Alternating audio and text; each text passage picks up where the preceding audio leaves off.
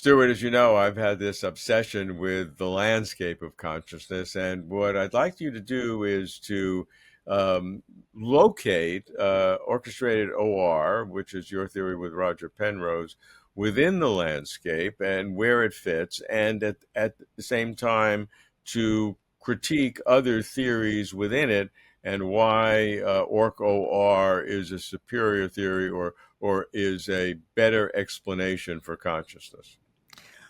Well, first of all, I have to commend you for that article. It really set the whole field on fire, and it was great.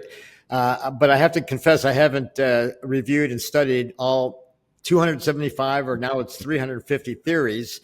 So let me just kind of lump them. And Yeah, sure. for example, the five theories that were invited into the Templeton World Charity Foundation adversarial collaboration. Accelerating Research and Consciousness project that started about, I don't know, 6-7 years ago. So we were one of them. We were supposed to come to collaboration with IIT and design a single experiment that could disprove one theory or the other, and prove one and disprove the other. And we couldn't come to an agreement. I don't think IIT is testable. I don't really think it's a theory of consciousness. I think it's a theory of numbers. I know a lot of people are very fond of it, but it doesn't even have any biology. And because of that, 125 neuroscientists wrote a letter claiming it was pseudoscience. And that didn't seem to bother them. They just keep getting their own funding and carrying on and having and pretending that didn't happen. And yet they have, I don't think, any testable predictions, certainly no evidence. So we couldn't come to an agreement. We wanted to demonstrate a quantum effect in a microtubule at ambient temperature, room temperature, and then show that it went away with anesthesia. So that was our goal, and that's what we put forth. And they said, Christoph Koch said, okay, great, we'll do that in a live monkey, and then we'll put the monkey to sleep and see if the quantum effects go away. And I said, well, Christoph, this experiment has never been done before. It needs to be done on an optical bench with lasers perfectly aligned, no vibration. Doing it in a monkey, first of all, it'd be cruel. The monkey would be awake until you put him to sleep. And so, no, I don't want to do that. And so basically, we failed to come to an agreement. But Templeton, gave us $200,000 to do 2 experiments along the lines of what we said, and we did, and they both worked. And yet, all the publicity went to IIT failing its test with global neuronal workspace. So I'll come back to that. But the other theories, global neuronal workspace, higher order thought, IIT, and predictive coding, recursive processing, were the others in the Templeton. Yeah. So IIT and global neuronal workspace had this big study with MRI with 100 patients and looking at this or that, predicting where activity would occur. And after 2 years and $5 million, I think, they did 2 experiments, 2 papers, and found nothing. They found nothing conclusive, and they found evidence against both theories. So they both failed. And yet, nonetheless, that's all anybody heard about was the big bet and the big contest. And the fact that our theory, our experiment, which was thought to be a long shot by everybody who knew about it in advance, that we could demonstrate a quantum effect in a room temperature in a microtubule, and 2, that it would go away with 2 different types of anesthesia, was considered a long shot, and yet it worked. And the second experiment, which is similar except done in Central Florida, has now been completed and is being written up and also validated our theory. So both of our experiments worked. What was the second experiment, Stuart? The second experiment was done in the lab of Aristide Dogariu at University of Central Florida on delayed luminescence. So the first study at Princeton used UV, and which may or may not be biological. Mitochondria might produce UV photons, but that triggered a cascade of excitons moving along the microtubule for a time and a distance, which was inhibited by both anesthetics and dampened.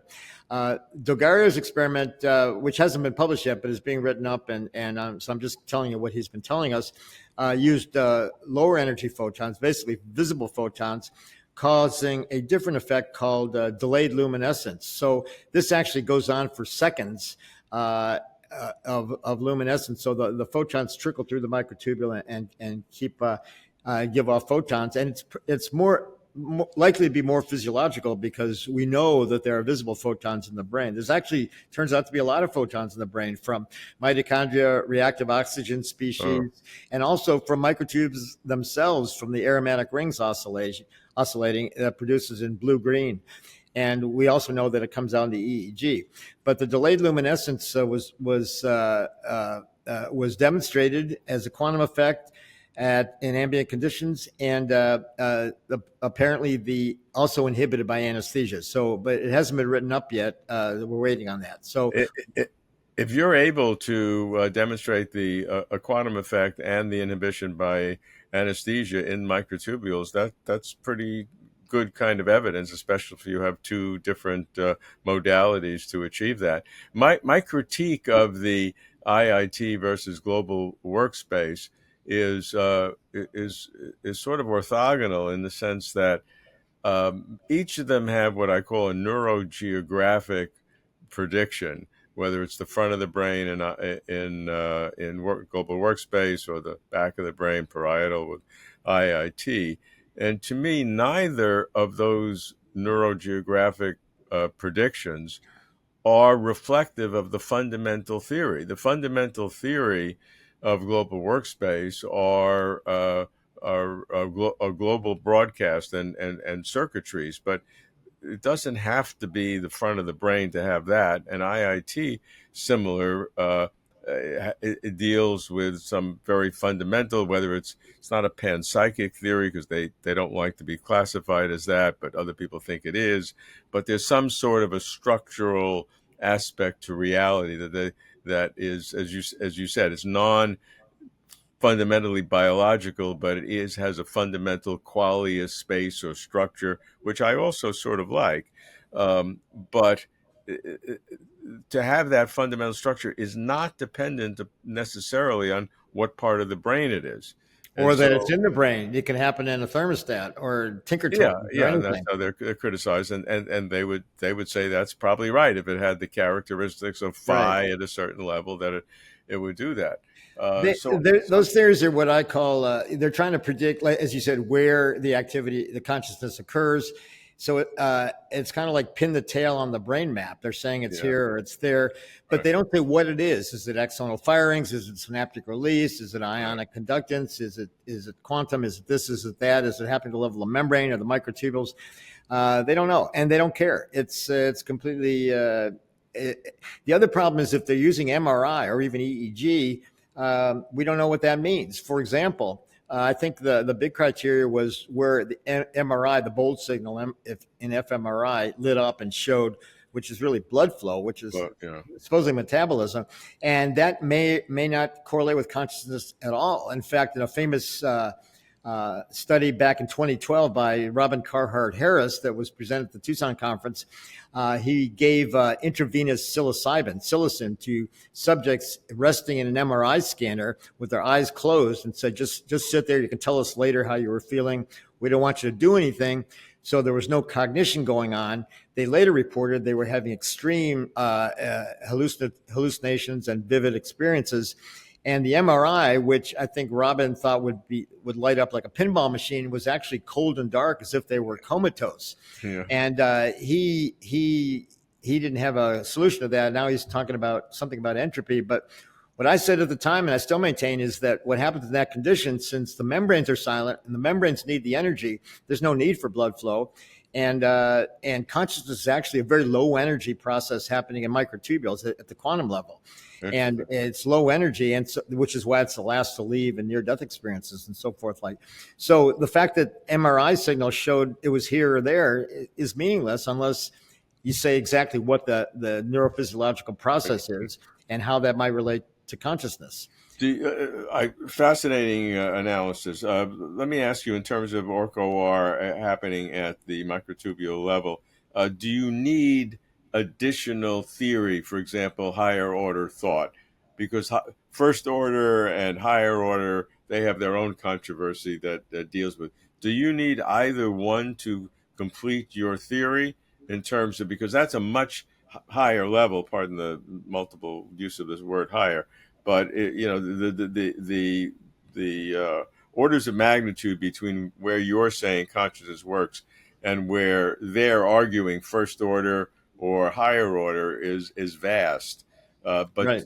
do you need either one of those to complete your theory of consciousness, or can consciousness exist if neither one of those are true, or if both are true, you don't care? I think for the human consciousness and our brains, we need more. But on the other hand, consciousness can happen in any microtubule. So it can happen in plants. Plants have microtubules. They can be anesthetized. The phototropism of the plant following the sun, or the Venus Yeah. flytrap that snaps on. Both of those things are inhibited by anesthesia, and plants have microtubules. Now they have far fewer. So I've calculated very roughly that we can have 10 million conscious OR conscious events per second, and a plant might have a few per minute. So I'm okay with that. I'm not a vegetarian, but if I were, I wouldn't mind eating a vegetable for that small amount of conscious. So it's the frequency of the conscious moments which relates to the intensity. So we don't need that, and a paramecium could be conscious too. And frankly, I think all organisms must have consciousness, even from the most basic, to account for their behavior. I work in astrobiology now, and we're looking for the origin of life. And my colleague Dante Loretta and I both have this hypothesis that consciousness came first due to the Penrose OR mechanism, and was actually the spark of life in the primordial soup. On these aromatic rings that came from elsewhere, in space. They came. So if your original OR